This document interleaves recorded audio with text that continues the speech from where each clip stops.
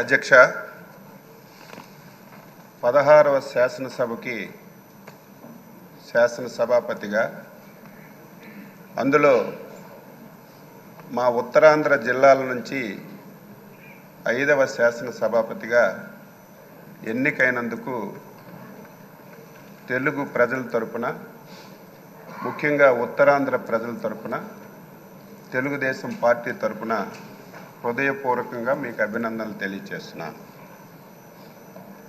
స్వాతంత్రం వచ్చిన తర్వాత 37 సంవత్సరాలు కొన్ని వర్గాలకే పరిపాలన పరిమితమైనటువంటి సందర్భంలో 1982వ సంవత్సరంలో విశ్వవిఖ్యాత నట సార్వభౌములు నందమూరి తారక రామారావు గారు తెలుగుదేశం పార్టీ స్థాపించారు.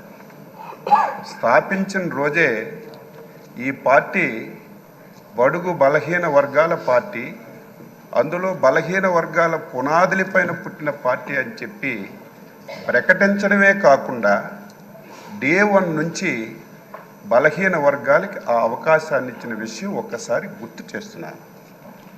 అందులో భాగంగానే బలహీన వర్గాలకు చెందినటువంటి అయ్యన్న పాత్రుడు గారు అతి చిన్న వయసులోనే శాసనసభకి అవకాశం ఇచ్చినటువంటి నాయకుడు ఎన్టీ రామారావు గారు తెలుగుదేశం పార్టీ అని చెప్పి బలహీన వర్గాల వ్యక్తిగా గర్వంగా చెప్పదలుచుకున్నారు. మీరు 42 సంవత్సరాల సుదీర్ఘ రాజకీయ ప్రయాణంలో అనేక పదవులు మీరు చేశారు. కానీ ఒక్కరోజు కూడా ఆ రోజు ఎన్టీ రామారావు గారి మాట కానీ ఈరోజు చంద్రబాబు నాయుడు గారి మాట కానీ జవదాటకుండా పార్టీ ఏ ఆదేశాలు ఇచ్చినా, పార్టీ ఏ అవకాశం ఇచ్చినా దానిని సద్వినియోగం చేసుకొని మీరు పాలన అందించారు తప్ప ఇంకొకటి లేదు అని చెప్పి మీకు తెలియజేస్తున్నాను. 7 సార్లు ఎమ్మెల్యేగా గెలిచారు, 4 సార్లు మంత్రిగా చేశారు. అందులో ఇంకొక విషయాన్ని శాసనసభకు చెప్పాలి. పార్టీ ఆదేశం ప్రతి ఒక్కరికి శిరస వహించాలనేది నా అభిప్రాయం. 1996లో నాకు బాగా గుర్తు, అప్పుడే నేను ఇంకా ఎమ్మెల్యే కాలేదు. మన నాయకుడు చంద్రబాబు నాయుడు గారు ముఖ్యమంత్రిగా బాధ్యతలు స్వీకరించిన తర్వాత మొట్టమొదటిసారి పార్లమెంట్కి ఎన్నికలు వచ్చాయి. ఆ సమయంలో తమరు మంత్రిగా ఉన్నారు. ఆ రోజు అధ్యక్షులుగా ముఖ్యమంత్రిగా చాలామంది మంత్రులకి మీరు ఎంపీలుగా పోటీ చేయండి అని రిక్వెస్ట్ చేస్తే చాలామంది దాన్ని ఒప్పుకోలేదు, మంత్రి పదవి వదిలి వెళ్ళడానికి. కానీ ముందుకొచ్చి నేను వెళ్తానని చెప్పి 96లో అధినేత మాటకి జవదాటి నిలబడి వ్యక్తి గౌరవనీయులు శ్రీ అయ్యన్న పాత్రుడు గారని నేను ఒక గర్వంగా చెప్పదలుచుకున్నాను. ఈరోజు బలహీన వర్గాలకి తెలుగుదేశం పార్టీ ఎన్టీ రామారావు గారు ఇచ్చారు, చంద్రబాబు నాయుడు గారు ఇచ్చారు. ఈరోజు ఎన్డీఏ పార్ట్నర్స్తో సహా ఆ విధానాన్ని కొనసాగిస్తున్నారు. ఈరోజు మీకు శాసనసభాపతిగా ఎన్నుకోవడం ఇది ఒక చరిత్ర. ఈరోజు నిన్నటి వరకు ఓట్ల గురించి, రాజకీయం గురించి, నా ఎస్సీలు, నా బీసీలు, నా మైనారిటీలు అని ఓకదంపుడు ఉపన్యాసాలు ఇచ్చినటువంటి కొన్ని పార్టీలు, కొంతమంది వ్యక్తులు ఆ పార్టీ పేరు చెప్తే మనకే నష్టం, ఆ వ్యక్తుల పేర్లు చెప్తే మనకే నష్టం. అటువంటి పార్టీలు ఒక బలహీన వర్గాలకు చెందిన వ్యక్తిని ఎన్డీఏ ఆ స్థానంలో కూర్చోపెడితే ఈ ఘట్టాన్ని చూడడానికి కూడా ఇష్టం లేనటువంటి పార్టీలు, నాయకులు ఈరోజు రాష్ట్రంలో ఉండడం బాధ కలుగుతుందని ఈ సందర్భంగా తెలియచేస్తున్నారు. మీరు చాలా పోర్ట్ఫోలియోలు చేశారు. ఏ పోర్ట్ఫోలియో చేసినా ఆ పోర్ట్ఫోలియోనే వన్ని తీసుకొచ్చారు. ఆ పోర్ట్ఫోలియోల ద్వారా ఈ రాష్ట్రానికి ఎనలేనటువంటి మేలు చేశారు. గత శాసనసభ ఇప్పుడే మా అధ్యక్షులు వారు పవన్ కళ్యాణ్ గారు, లోకేష్ బాబు గారు అందరూ చెప్పారు.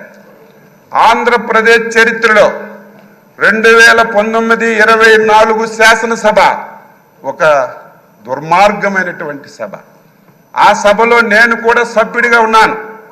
23 మంది ఎమ్మెల్యేలు మాట్లాడడానికి అవకాశం లేదు, మా వైపు చూడలేదు.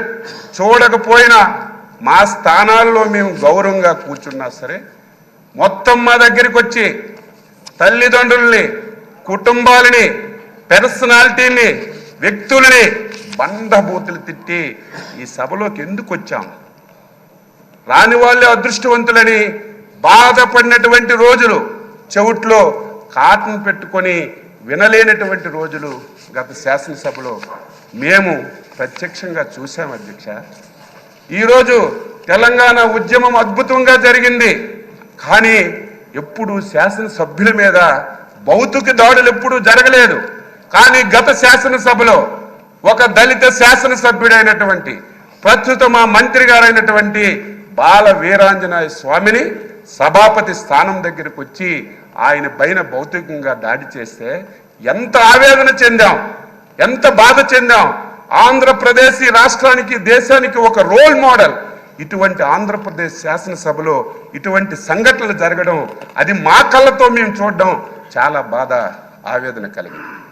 ఏది ఏమైనా ఒక అనుభవజ్ఞైనటువంటి వ్యక్తి, ఈ రోజు వరకు మీ అవతారం ఒకటి, ఈ రోజు నుంచి మీ అవతారం మార్చాలి.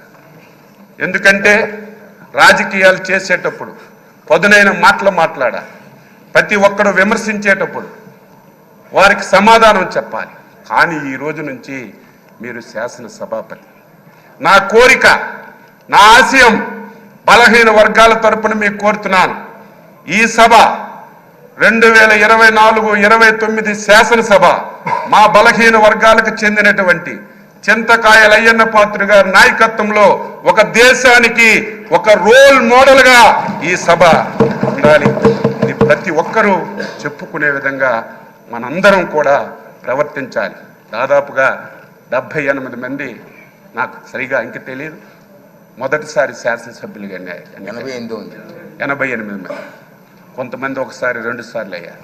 నేను కూడా 6 సార్లు శాసనసభగా ఎన్నికయ్యే అవకాశం మా నాయకులు శ్రీ నారా చంద్రబాబు నాయుడు గారు ఇచ్చారు. ఆయన ఎప్పుడైతే ముఖ్యమంత్రిగా బాధ్యతలు స్వీకరించారో అప్పుడే నేను ఎమ్మెల్యే అయ్యాను. నేను కూడా సభ్యులందరికీ కోరుతున్నాను, ఎవరమైనా సరే కొంతమంది వ్యక్తులు పేర్లు ఈ శాసనసభలో వినడానికి వీలు లేదు, పార్టీల పేర్లు ఎక్కర్లేదు. ఎవరు ఏది చెప్పినా స్వచ్ఛంగా మనం సమాధానం ఇద్దాం, రాష్ట్ర ప్రయోజనాల గురించి పనిచేద్దాం. ఈ పార్టీ మీద ఒక అచంచలమైన విశ్వాసంతో, ఎన్డీఏ మీద ఒక అచంచలమైనటువంటి ఒక నమ్మకంతో ఒక మ్యాండేట్ ఇచ్చారు. దీన్ని మనం